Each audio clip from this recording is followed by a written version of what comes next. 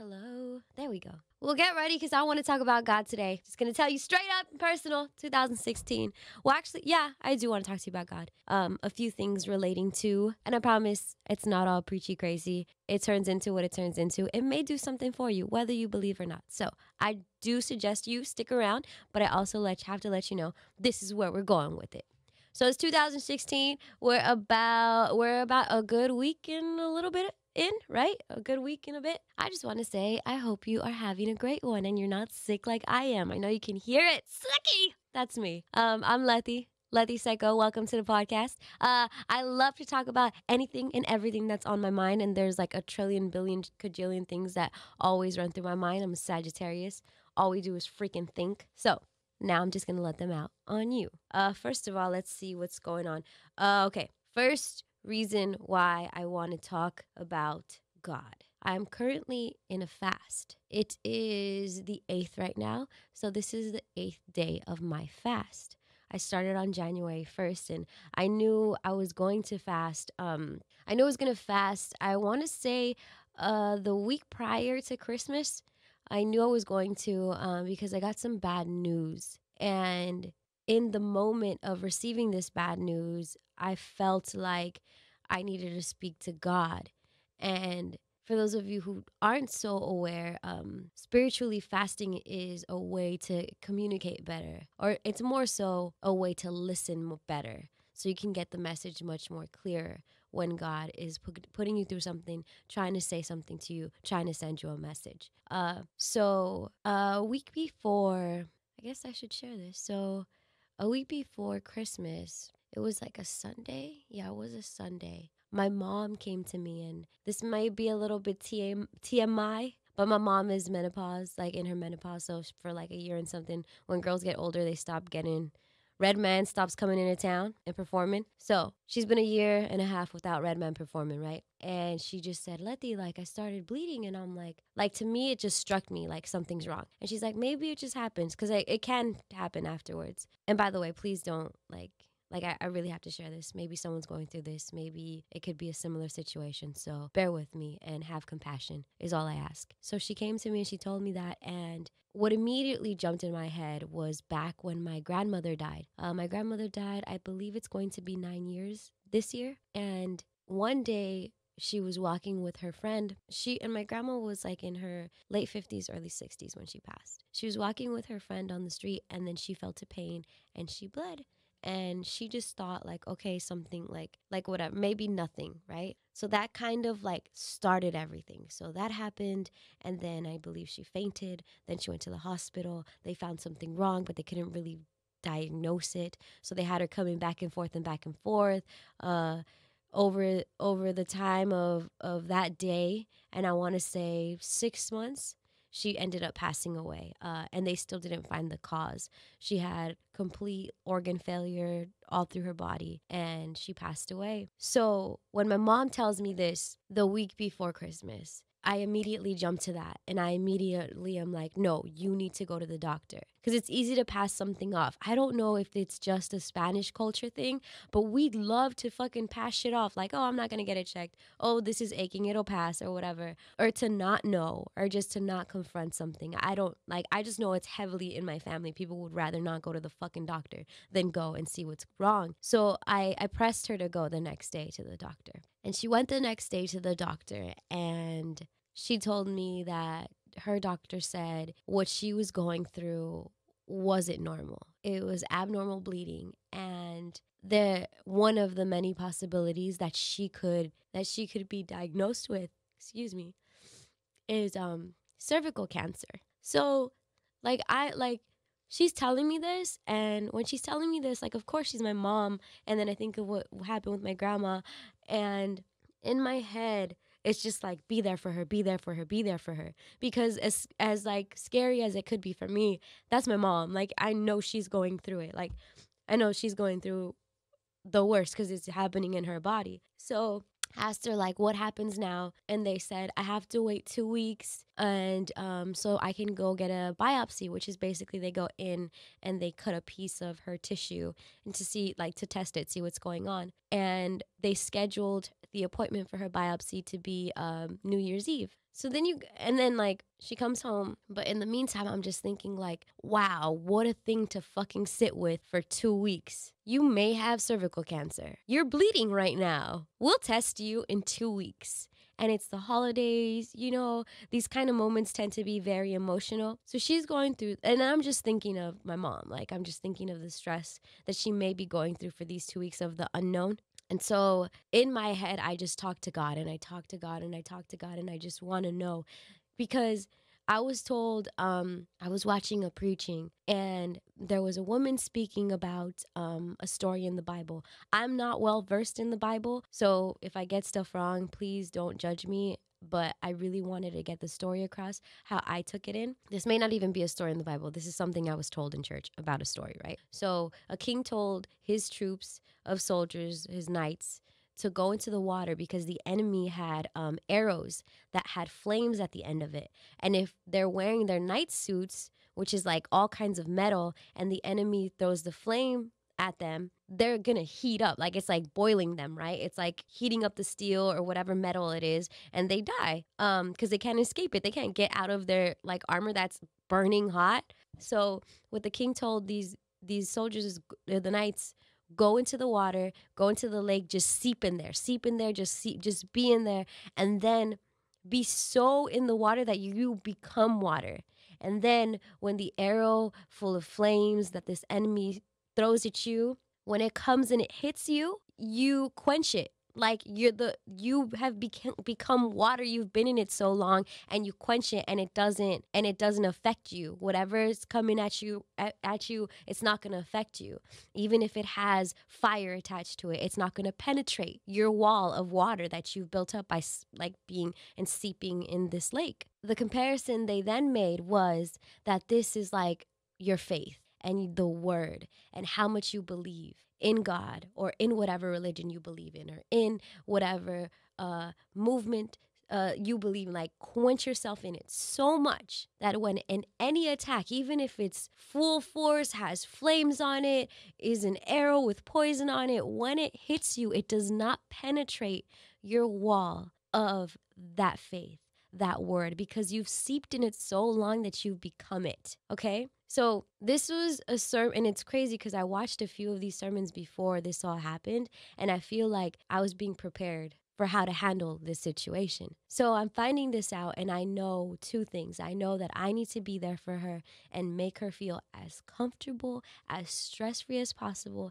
and I also need to show her the faith that I have in everything's gonna be okay. I need to just seep in it and believe in it. And like, I could look at her and know, like, Mom, you're going to be okay. Whatever this is, like, it's fine. Like, we're good. Like, you raised fighters because you are a fighter. Like, you are good.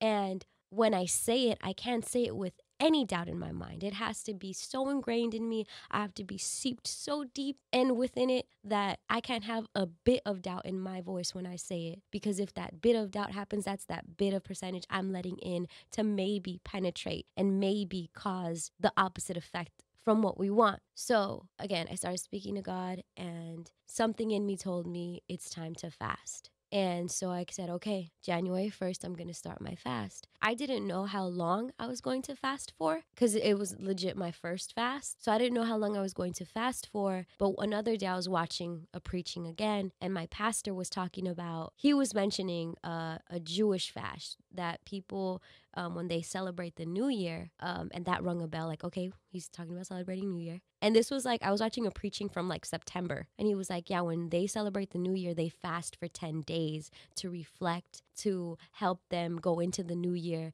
he's like, look at us, we party for one night and we think we're already ready for this next year. So he said that, and then I thought, all right, here's the sign for how long you have to do it. I just felt like it connected. It was more than a coincidence. Stuff is never coincidence in my brain or head. So he was talking about fasting for 10 days. And I said, there's my answer. I need to fast for 10 days. And I gave it to God. I gave it to my family, for my mom. And to show God I have full faith in him. I know it's going to work out. To show my mom I'm here with her. Like, I'm doing this with her in all of my mind. And to let anything else that I may need to hear from God within within these 10 days to be heard. So whether that is him leading me to purpose, him leading me away from people, he leading me towards people, him leading me towards and away from situations, I leave that channel open for us to have a clearer connection. In the Bible, it actually does say, people will tell you, it actually does say that you are expected to fast. It's not like if you ever want to, you can. It's like, oh no, they expect it. It was up to you maybe when you do it, but not if you do it. You're supposed to do it. But there's a lot of things written and that people don't want to go by. But I'm just saying, just for another little added bonus. Okay, so there's one part of everything. Status on my mom on New Year's Eve, she went in to go get the biopsy, and we still haven't heard back. As of today, we haven't heard back as the results. Oh, actually, today, so it's like 1:50 in the morning right now. But today, later on today, she's going to go in to do an ultrasound to see if they find anything as well. So that's the progress on her. I ask if you want to send good thoughts and good energy, I would appreciate it. I'm not asking you to, but any good positive energy and vibe and thought will always be welcome. And it just is a lot to go through in these like few weeks. So that happened. I told you we're going to talk about it, guys. But New Year, and it's crazy because New Year's Eve, I worked for Revolt TV. I hosted their countdown. And that came about very quickly. Like, they hit me like a couple days before. And before that, I was like, okay, I'm just going to stay with mom. Like, I don't know what she wants to do that night. I was actually thinking of going to church. I didn't even know that church has like a 10 p.m. service that you can go to, and they do a countdown. I was so hyped. And then I felt like I was being called to go and host and show my mom, because I feel like as much as you want to be there for somebody when they're down, they may feel like they're dragging you down at points. So for her to see me like get up and go out and work, like it made her happy. Like, okay, Letty's not like, because it's another added stress, like not just that you're going through something, but you're causing other people in your family that you love to go through something. You don't want that. So I went to work, and January 1st started my fast. Now, I also didn't know how I was going to fast, because there are different versions of fasts. But it's funny because I hit up my co-host at Night Damage, and I'm like, hey guys, just FYI, when we come back, I want you to know I may be cranky. I'm going through a fast. I'm going to start January 1st.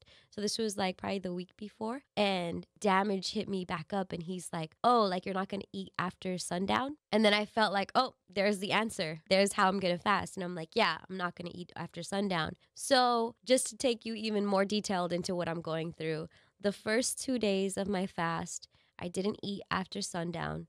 The third day of my fast, all day I didn't eat, only water. And then the next 2 days, it was no food after sundown. And then I got sick. I came down like I don't know, I have like a really bad cold, flu virus. I don't know what it is, to be honest. And I'm very immune to a lot of stuff. Like, I love running in the rain because it don't do shit to me. I don't mind hugging people that are sick because I rarely get sick. So I kind of felt like, and then I got sick this time, and not even like sick. Like I came to work on Monday. It was our first day back. And when I went home, it hit me. Like I woke up because I couldn't breathe because I had so much like mucus. I know it's sick. If you think I'm cute, you're probably not going to think I'm cute anymore. I had so much like in me, and I couldn't breathe, and I got up and I like headache, everything. So it just hit me really hard. And I was a little bit afraid because I'm on a fast. Like it was these days where I'm not like, so those were the first 5 days that I told you.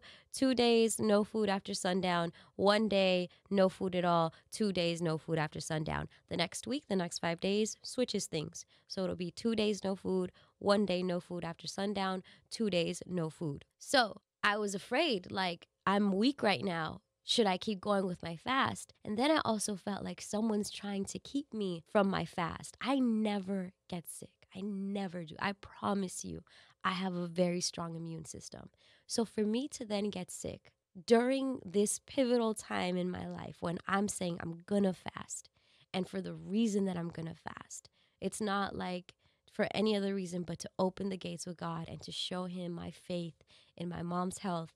I feel like it's something trying to keep me from it. So I didn't know what to do because people were like, no, you need to start eating, eat something now.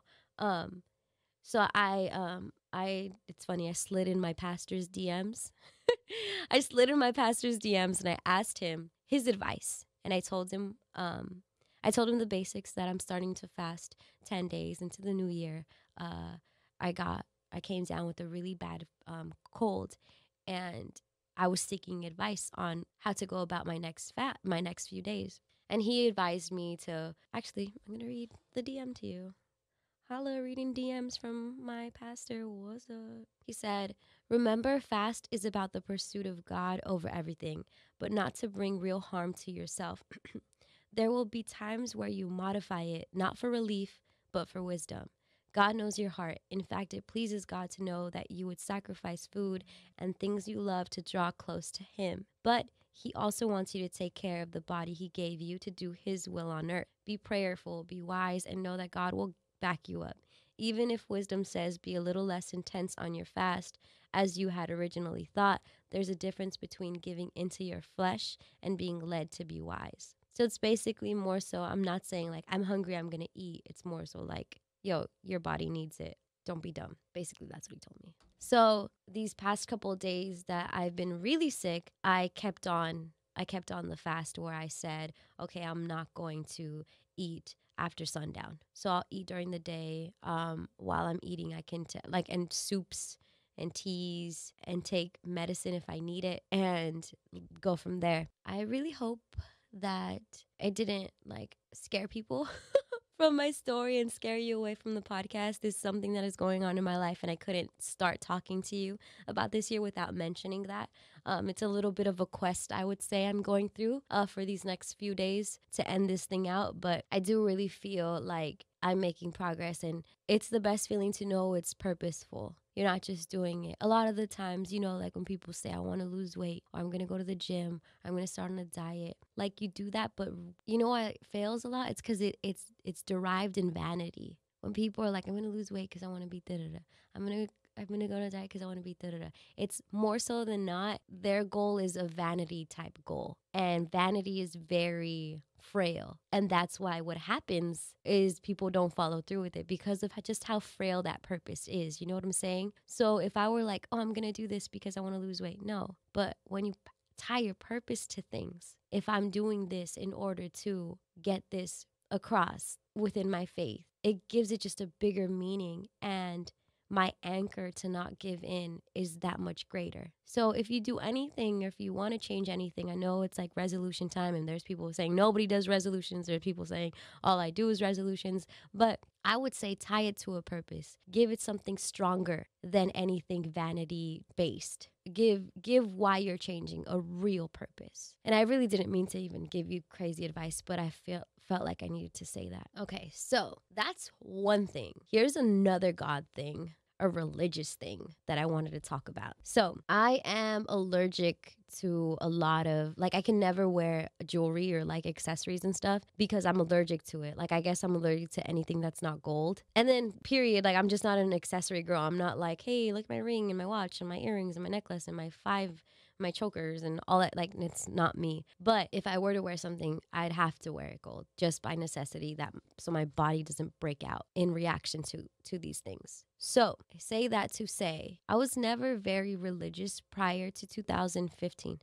2015, I feel like I've gotten myself very close to my beliefs, my spirituality, and I feel very great. I feel very much fulfilled as a person, and it's letting me lead a life that I know I want for myself. So I would always see you could go into Forever 21, you can go freaking to the 99-cent store, you see crosses everywhere, right? So I would always see a cross, and some of them are cool, in just the hip hop culture, people wear crosses all the time. And then I always before I was yeah, it's cool, I could buy one, but I'm not gonna buy it because I don't believe in it. It's not even that I don't believe it, I don't hold a tie to it. I'm not just gonna wear it as a fashion accessory because it's definitely not meant for that, right? But as I got closer into my faith, I really wanted a cross necklace in gold. I wanted to get it from my grandma when we were little. She used to buy us earrings that I always lost, but from a certain place in downtown in the jewelry district.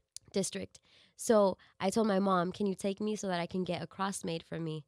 I wanted to go to where my grandma would go, just to give it that much more meaning. And now I know when I wear a cross, I actually feel it because I have that tie and that bond and that relationship with God like I never have before. It never transpired. Like we would always say we're going to go and we didn't go. But then I was thinking, the cross is a very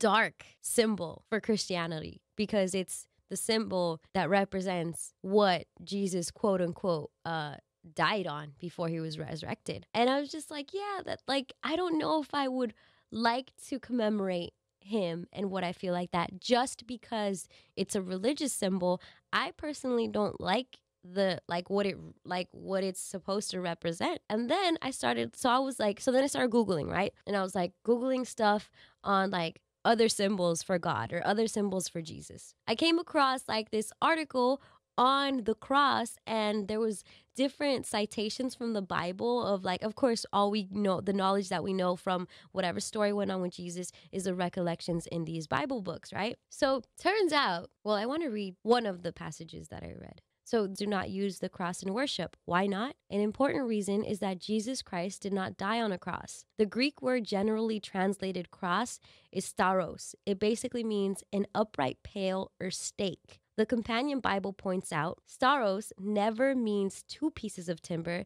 placed across one another at any angle. There is nothing in the Greek of the New Testament even to imply two pieces of timber. In several texts, Bible writers use another word for the instrument of Jesus' death. It is the Greek word xylon. This word simply means timber or a stick, club, or tree. And they proceed to say like what Bible verses. So Acts 5:30, 10:39, 13:29, Galatians 3:13, 1 Peter 2:24. And then there's like the pictures of Jesus being on a stake rather than an actual cross.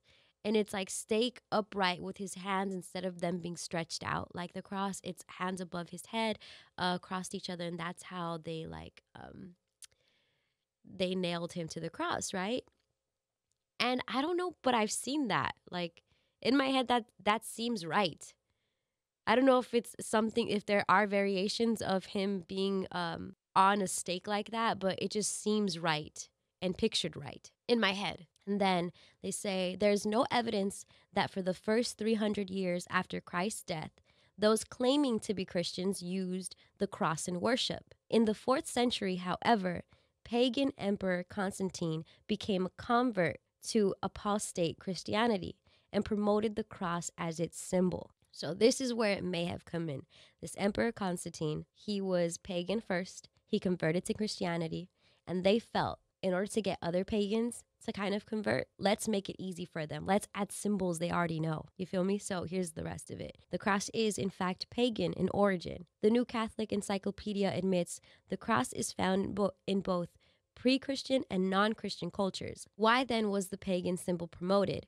Apparently to make it easier for pagans to accept Christianity. Nevertheless, devotion to any pagan symbol is clearly condemned in the Bible. And they put in 2 Corinthians 6:14 to 18. So I'm guessing that's where it says that you shouldn't. So I'm reading this and I'm really questioning then, what the fuck am I looking at this cross for, thinking it like means something? And of course we give shit meaning, right? But then to really find out or to hear stuff like this, I can see where that comes from and just how we get this stuff passed on. And we just tend to just not question shit after a while. And so I just began questioning stuff. Turns out there's something going on with the cross. Plus my already feelings of, I don't really think I want something that represents him dying to represent my love for him on me. So that's where that was a crazy revelation of my own. Like, oh shit, he didn't die on a cross? What? We're looking at crosses and like, I grew up Catholic. We're doing the sign of the cross on our freaking faces and like on our chest before we go to sleep or before we do anything. We have it on a rosary and I'm just like, oh man. Like, so henceforth, I'm not going to give it that meaning. So it's not that I've like denounced crosses. It's just they, to me, are not what represents my love for God. Then I came across the Jesus fish. Like, you know, that it's like that one fish you see on people's cars. They have it like as an emblem or like a bumper sticker. That can be representative of Jesus because that actually is, See, I looked this stuff up. It says an early circular ithacus symbol created by combining the Greek letters, and then there's like 5 Greek letters. But basically, when you combine the letters, you make a word, and it translates into English as Jesus Christ, Son of God, Savior. So that fish represents those words, which is crazy. They call it a backronym. I've never heard that. So that fish, I guess, could be another representation of it. I really think that prayer hands, to me, are the ultimate. And it's funny because it's an emoji and like everybody uses it, but it's the act that you give when you're talking to God. A lot of people, as you put your hands together, and there's so much just watching people do that. You know what I'm saying? And you know where that comes from. I know I do this in order to talk to God, or it's something I can do to talk to God. So and then again, I'm not praising it. I'm not saying like this, let me bow down to the symbol, how some people kind of bow down to a cross. I'm just saying, like, if I want to find a representation of what my love for God means to me, I think I'll go with prayer hands. So that's my whole spiel on that. That fucking tripped me out. So I don't know if it's tripping anybody else out, but it definitely tripped me out. And I know this is like a mad heavy episode, but I really want you to know, if you're a first time listener, it doesn't get this crazy. Maybe it does, and maybe I'm just trying to be in denial about it. But most of the time, I try to make things lighter. I just feel like I had to say this stuff. And again, like, I'm really sick, and I feel like I shouldn't be putting you through listening to my nasally ass voice, and I can't even breathe right. So I'm going to make this one short, but know that I'm coming with more podcasts and more interviews. I've already knocked out a few, so hopefully I can get them out throughout the week. Again, I'm just really congested and nasty, so I want to shut up now. Before I do, though, I do want to hit you with, especially if you listen to me and you're a fan of Dreamville by any chance, or Kaz.